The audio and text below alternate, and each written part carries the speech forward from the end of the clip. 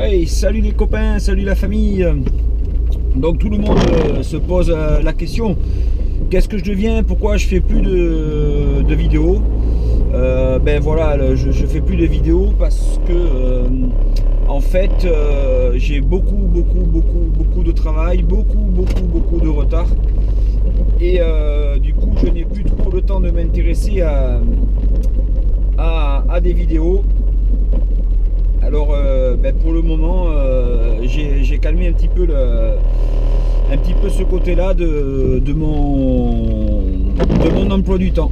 Voilà, donc j'espère que je vous manque pas trop. Alors je vais essayer de mettre mon espèce de dictaphone. Je sais pas s'il y a ça sur ce téléphone de merde. Donc ça faut éviter. Xiaomi, faut pas en acheter de ça. Je disais donc que vous me voyez plus beaucoup sur les vidéos parce que voilà, j'ai trop de travail. On a beaucoup de gros chantiers sur des BMW, des Mini, et c'est vraiment difficile d'arriver à tout joindre et de tout caser dans son emploi du temps. Donc en plus maintenant voilà les beaux jours, donc je me mets à faire de la randonnée en montagne. Je tourne aussi des vidéos en montagne, un peu moins que la mécanique, mais je me mets là-dessus. Alors aujourd'hui la famille, je suis dans une Mini Cooper S, un moteur THP de 2007 ou 2008, je sais plus quoi. Bon, elle avance pas du tout, hein. J'ai acheté cette voiture pour faire pas un prototype, mais une voiture qui va arracher sa race, quoi, qui va envoyer du lourd. Qu'est-ce que je peux noter comme défaut sur ce véhicule? Donc je l'ai payé 1500 balles, 1500 € en panne. Donc voilà, c'est un petit plaisir personnel. Elle roule, voilà, si on peut dire ça. Mais vous voyez, je voyais un moteur allumé, donc je suis en défaut. J'ai des essuie-glaces qui sont bon, à moitié morts. Le toit ouvrant ici, voilà, ça fonctionne plus. Ça c'est la maladie des Mini aussi, hein, le toit ouvrant. Voilà, si vous achetez des Mini, prenez pas le toit ouvrant, ça tombe tout le temps en panne.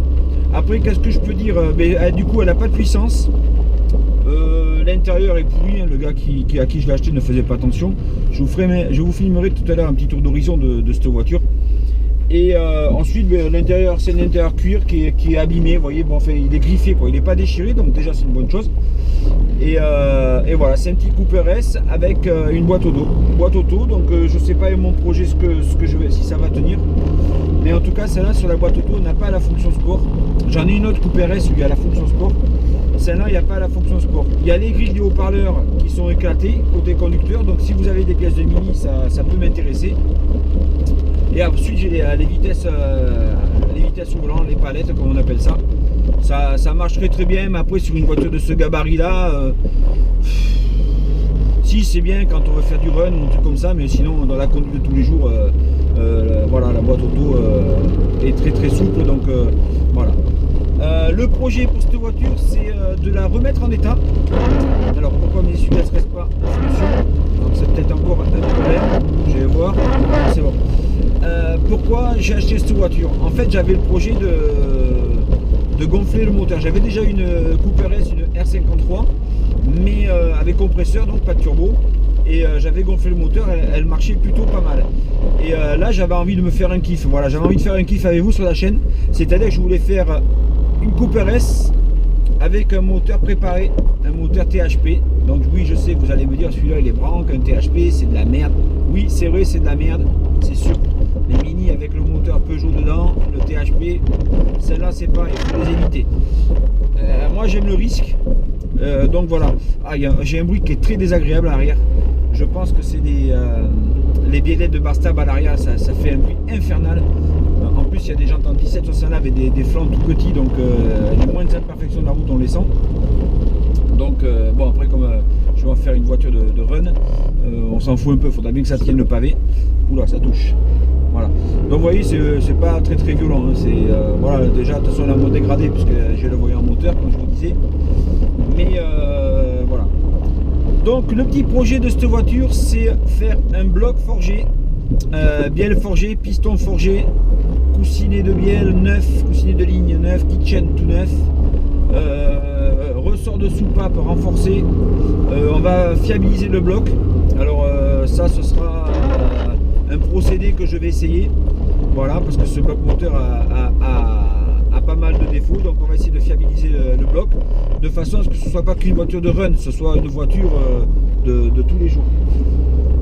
On va faire la vidange de la boîte auto, on va essayer de bien faire ça correctement et remplacer le filtre crépine. Et ensuite dessus j'ai déjà reçu les amortisseurs qui m'ont été gracieusement offerts par une marque d'amortisseurs. Bon, d'après ce que j'ai lu les critiques sur internet, c'est pas une bonne marque. Moi je vais les monter, je verrai bien. Déjà ça donnera un petit peu de gueule à la bagnole et puis après on verra sur la, comment on appelle ça, sur l'utilisation, ce que ça vaut réellement, si ça tient la route, si c'est costaud, combien de temps ça va durer, etc. Donc ça c'est un très gros projet qui va demander pas mal de temps et d'argent, sachant que je ne me fais rien financer. Voilà, c'est des sponsors qui me donnent des trucs pour essayer, des machins, c'est pas dit que ça fonctionne, j'en sais rien du tout. Voilà, moi je me fais rien sponsoriser, c'est moi qui paye tout de ma poche, avec l'argent que je gagne. Donc ça c'est le gros projet. Après on lui fera faire, j'enlèverai le kata, je mettrai un D4, je mettrai une ligne directe. Donc je sais pas si je laisse un silencieux au milieu pour atténuer le bruit parce que ça va quand même souffler. Je sais pas encore ce que je vais faire, je verrai au fur et à mesure. Et il y aura dessus une peinture complète en deux tons, noir mat et orange fluo. Donc avec dessus les écritures du garage bien évidemment que vous connaissez maintenant. Voilà, donc ça c'est un de mes projets, c'est d'ailleurs pour ça que j'ai acheté cette voiture. Je compte pas la revendre de toute façon parce qu'elle a 215 000 km, donc je pense pas que je vais la revendre. Et par contre je vais essayer de faire quelque chose de terrible. Ensuite pour ce qui est de la faire rouler à l'éthanol, moi je pense pas que je vais la faire rouler à l'éthanol parce que comme j'aimerais sortir 350 chevaux, je voudrais quand même que le moteur soit fiable. Et l'éthanol, bon, je suis pas trop pour. Je suis pas trop pour l'éthanol. Je bois un coup, j'ai soif.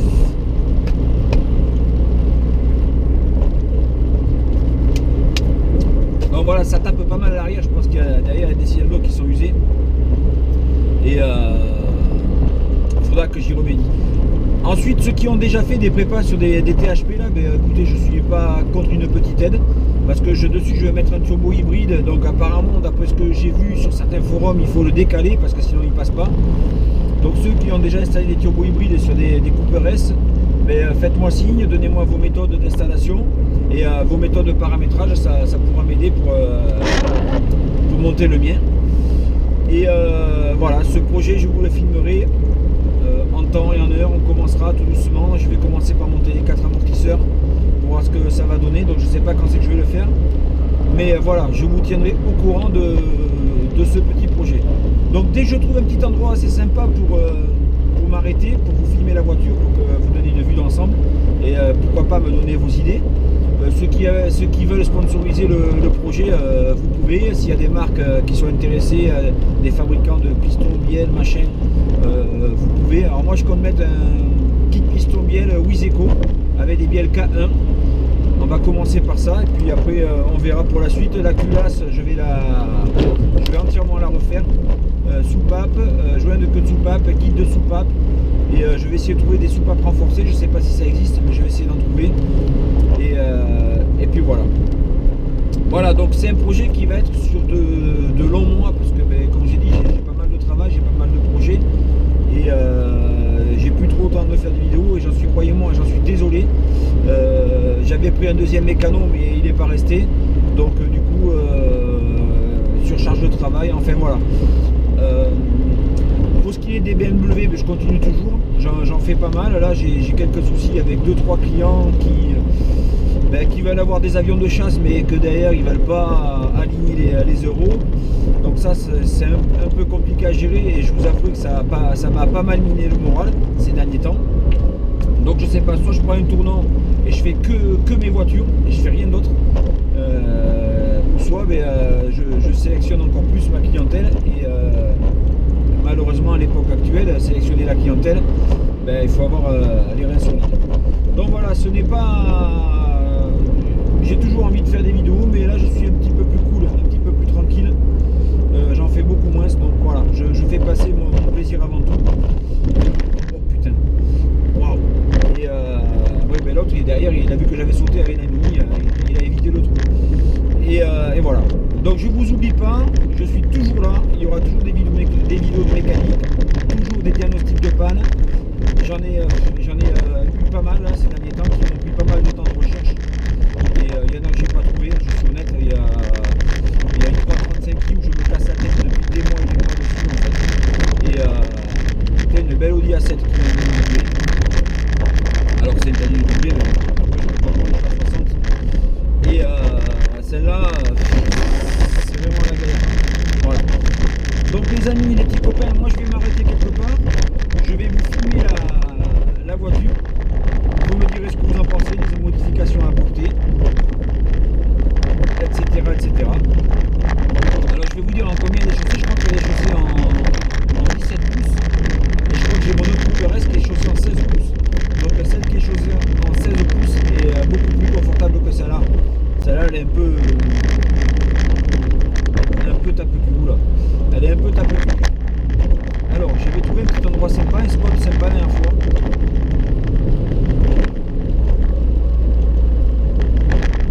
Je me rappelle plus où c'est. Voilà, je suis dans une zone industrielle. Alors ça c'est pas la peine, elle n'a pas de patate, je peux pas vous faire d'accélération ni quoi que ce soit. Ça n'a pas de puissance. Non, c'était pas là. Ah si, c'était là, voilà. Hop, je vais tourner là. Voilà, c'est là où j'avais fait la présentation quand j'ai commencé ma chaîne de la 335D à Daniel, que vous allez découvrir d'ailleurs en vlog bientôt, avec ce qu'il a fait sur sa voiture, l'état de sa voiture. Et vous allez voir, c'est quand même pas mal. Je vais m'arrêter là.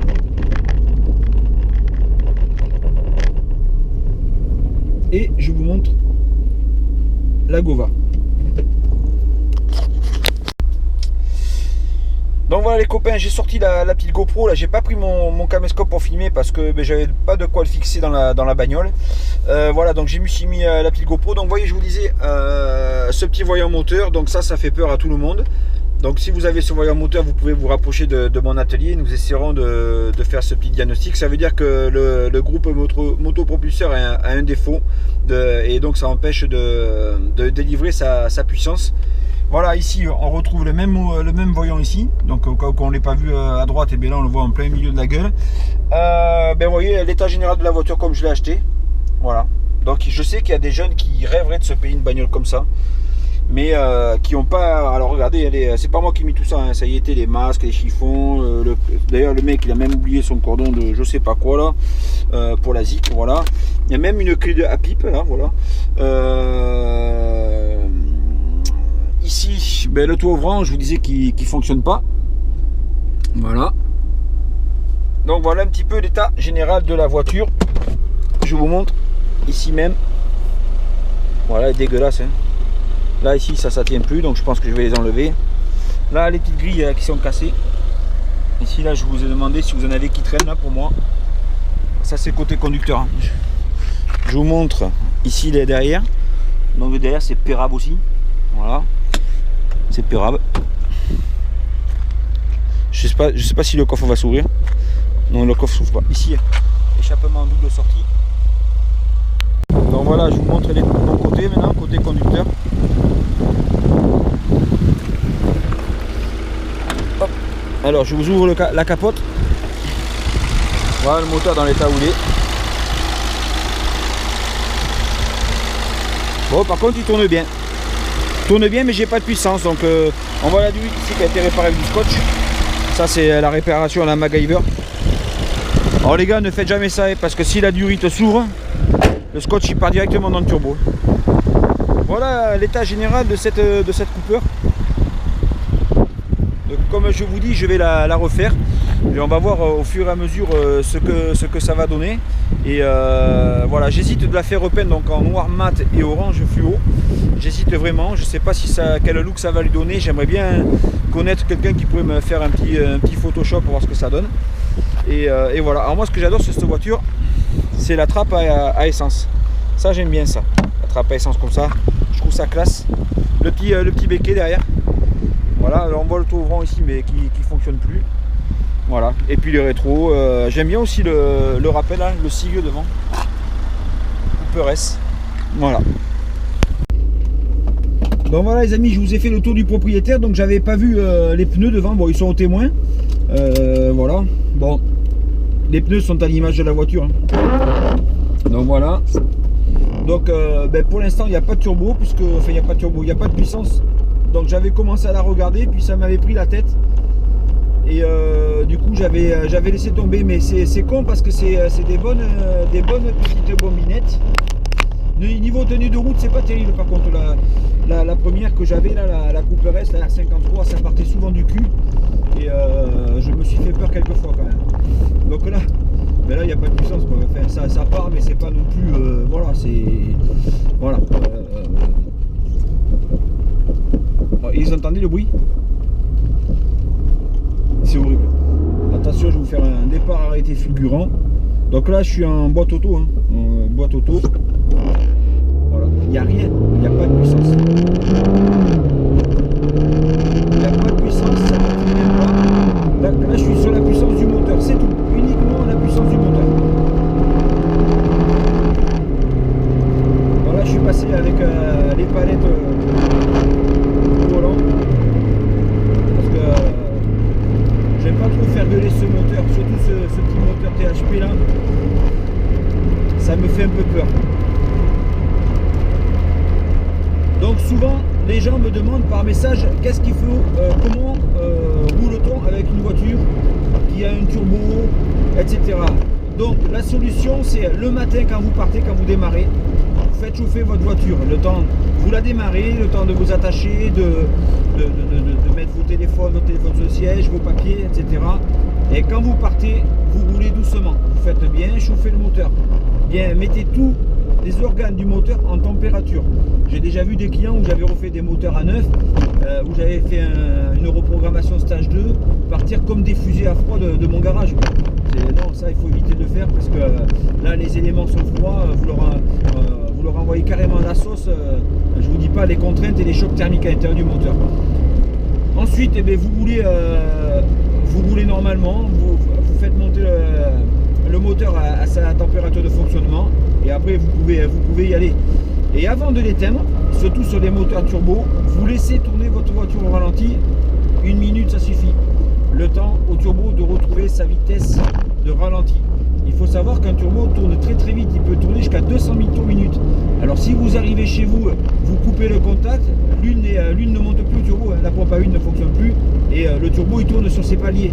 Donc les turbos cassent, c'est normal, ils sont plus graissés, ça use les paliers, la turbine prend du jeu et la turbine casse. Voilà, moi j'ai toujours eu des voitures turbo, j'en ai toujours eu. J'ai fait plus de 500 000 sans casser un seul turbo.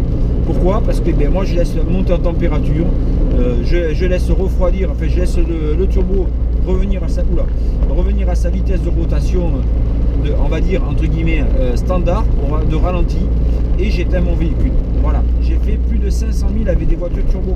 Et les voitures elles roulent encore, notamment une Mégane 3, 1 litre 5 DCI 110 chevaux. Quand je l'ai vendue la voiture, elle avait 458 000 et le moteur était d'origine et le turbo d'origine. Dessus j'avais juste fait l'embrayage. Voilà, je vous ai présenté ma petite Cooper S. J'espère que vous serez comme moi aussi enthousiaste à suivre cette vidéo. N'oubliez pas mon Instagram de vous abonner dessus, ça me ferait vraiment plaisir. En ce moment, je suis plus sur Instagram que sur YouTube.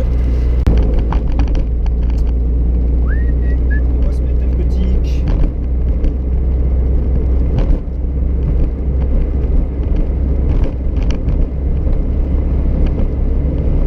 Ah, mais l'autoradio marche plus.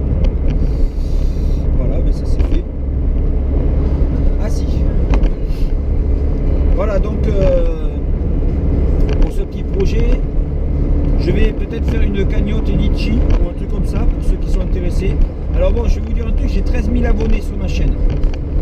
Ne serait-ce que vous mettez qu'1 euro chacun, 1 euro, c'est pas grand chose, 1 euro, vous pourrez m'aider à concrétiser ce projet et peut-être à faire d'autres projets derrière, peut-être sur vos voitures, on ne sait pas, faire un projet de ouf ensemble.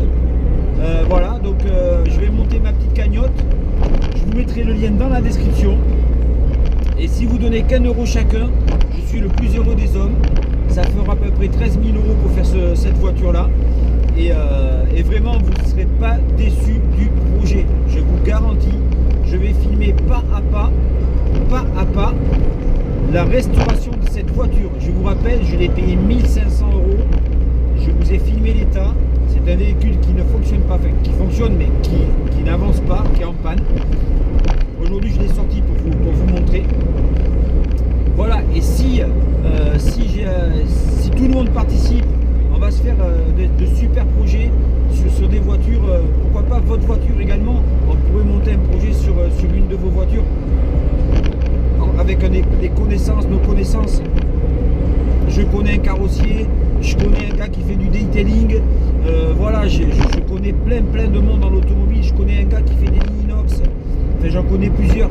Donc voilà, je vais faire une cagnotte Litchi ou PayPal Me, je sais pas quoi, et vous donnez ce que vous voulez, l'argent récolté servira à refaire ce véhicule.